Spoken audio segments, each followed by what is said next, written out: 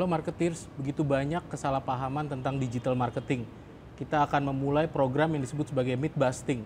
Program ini tujuannya adalah untuk membongkar berbagai mitos yang terjadi seputar digital marketing dan coba mengkoreksi kira-kira apa yang sebetulnya terjadi seputaran topik-topik digital marketing.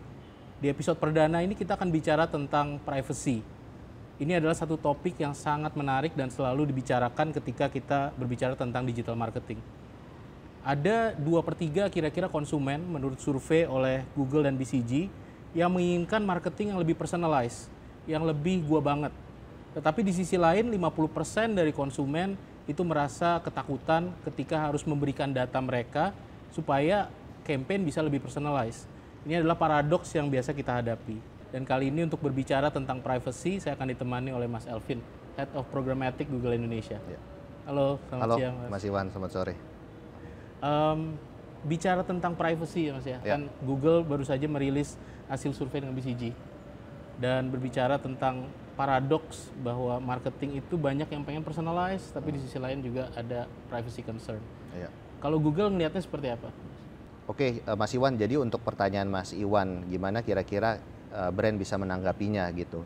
Dari berbagai macam tren, brand ingin melakukan personalized communications terhadap consumers, tapi consumers juga punya concerns untuk data safety-nya.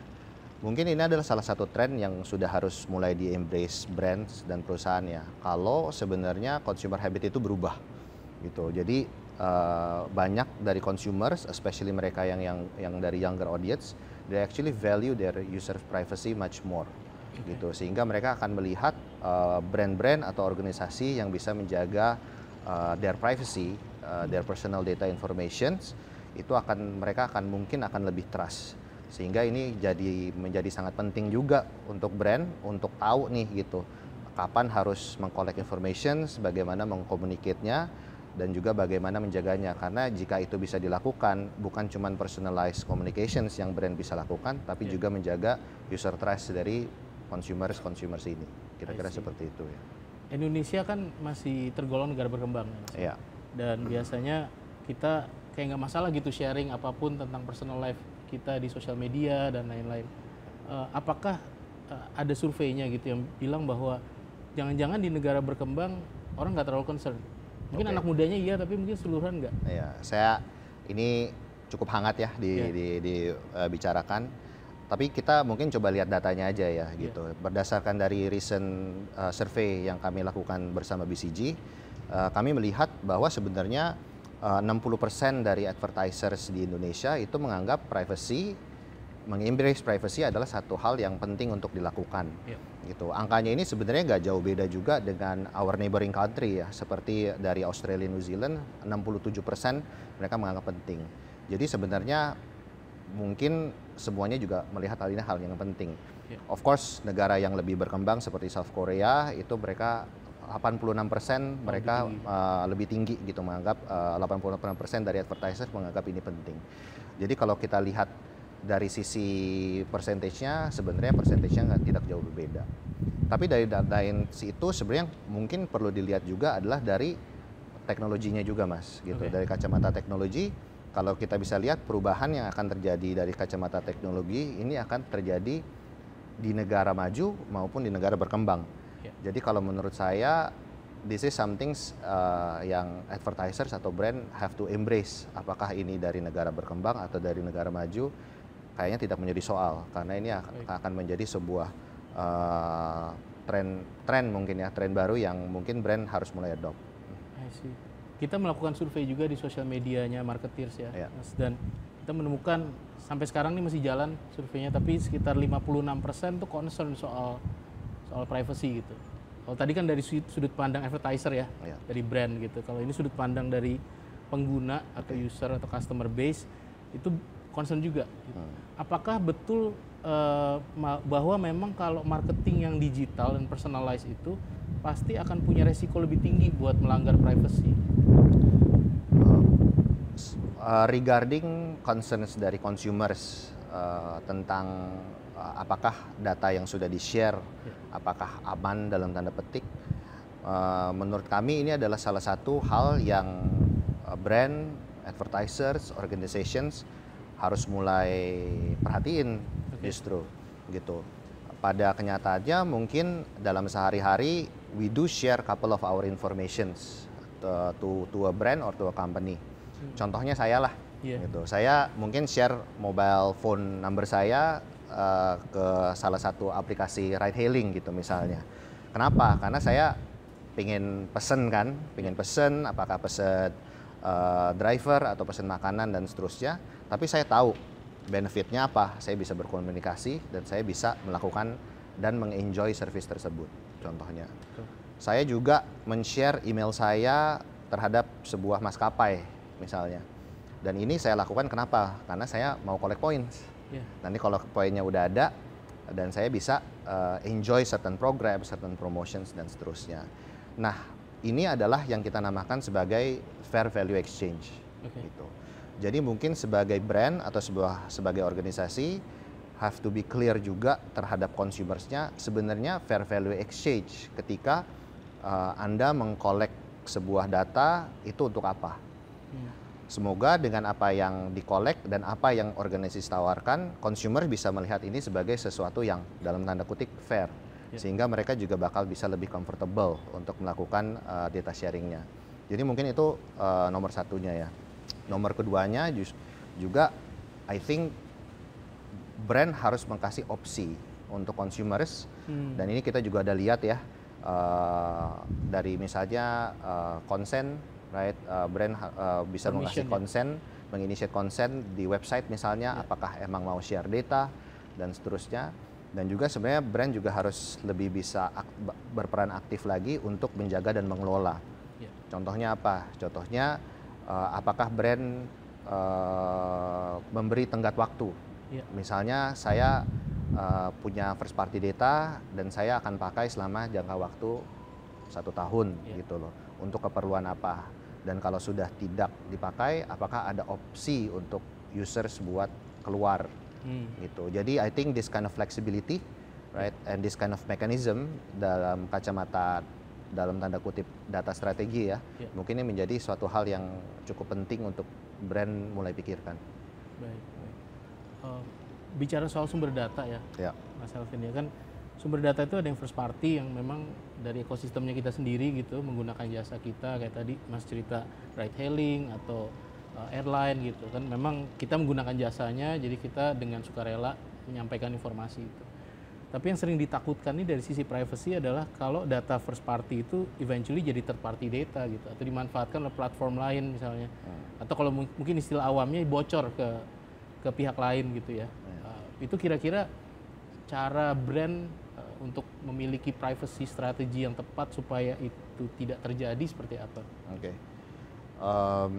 Mungkin untuk menanggapi itu aku akan berbalik lagi, the brand and the organizations mungkin satu have to be clear dulu tentang the strategy sama data utilization-nya itu untuk apa.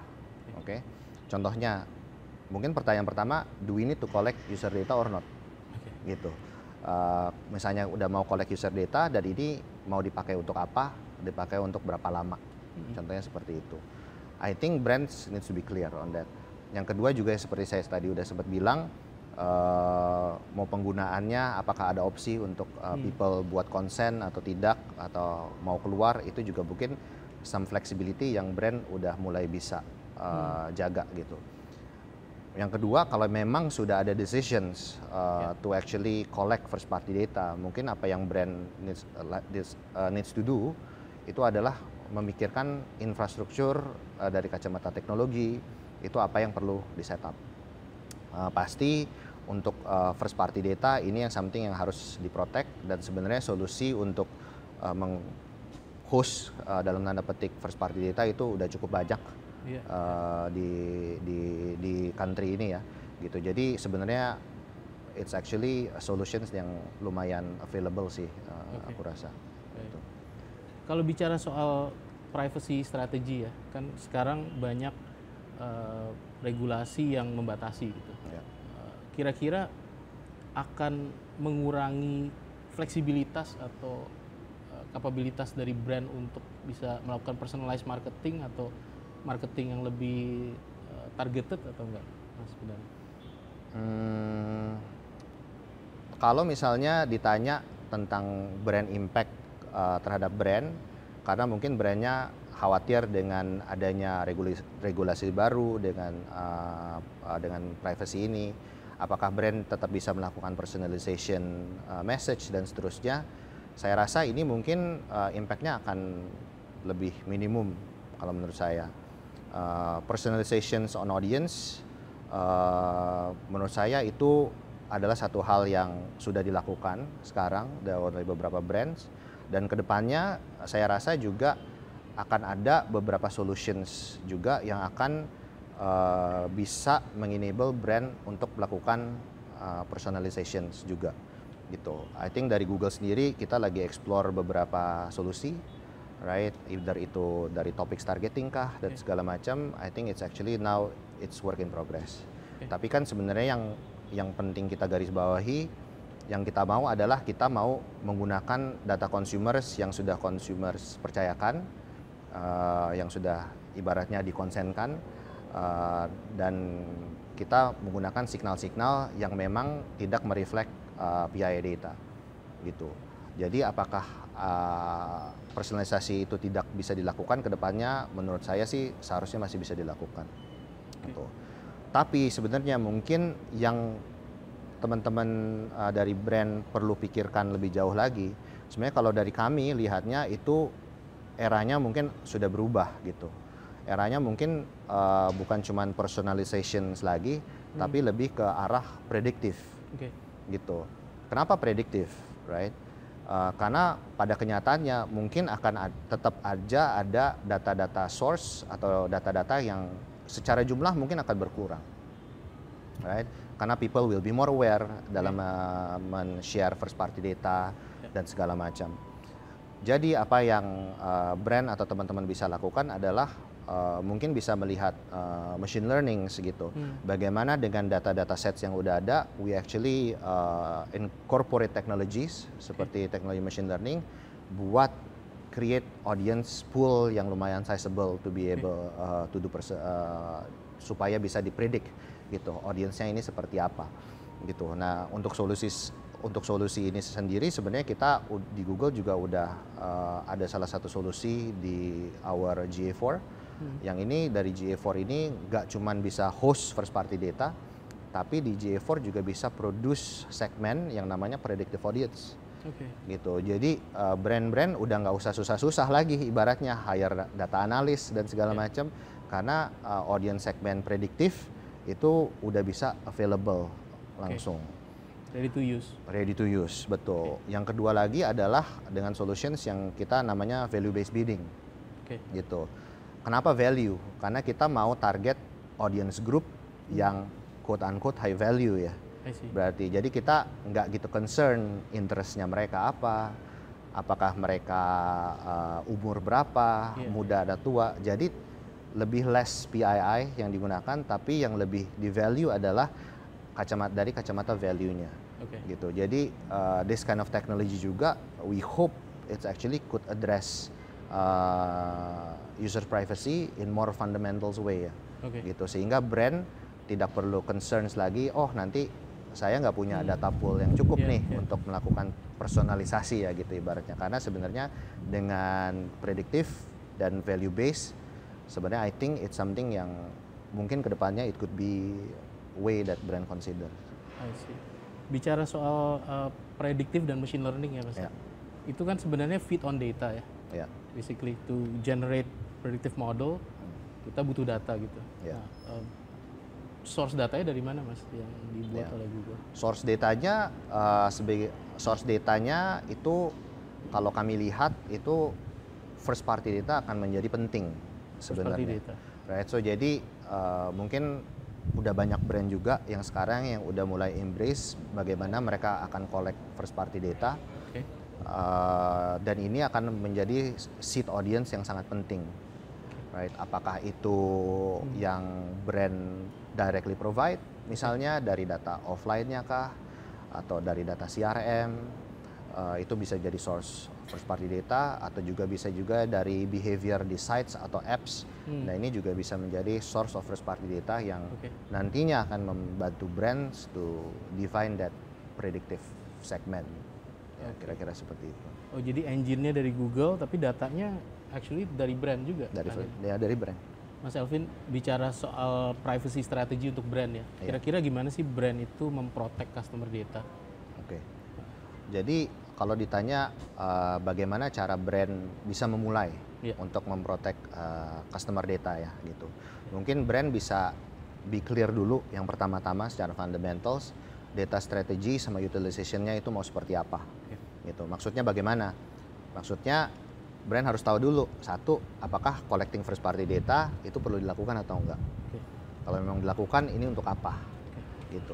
Apa value yang kita mau kasih ke consumer ketika kita collect this data? Mau digunakan sampai kapan? Apakah ada opsi buat consumer buat opt out misalnya?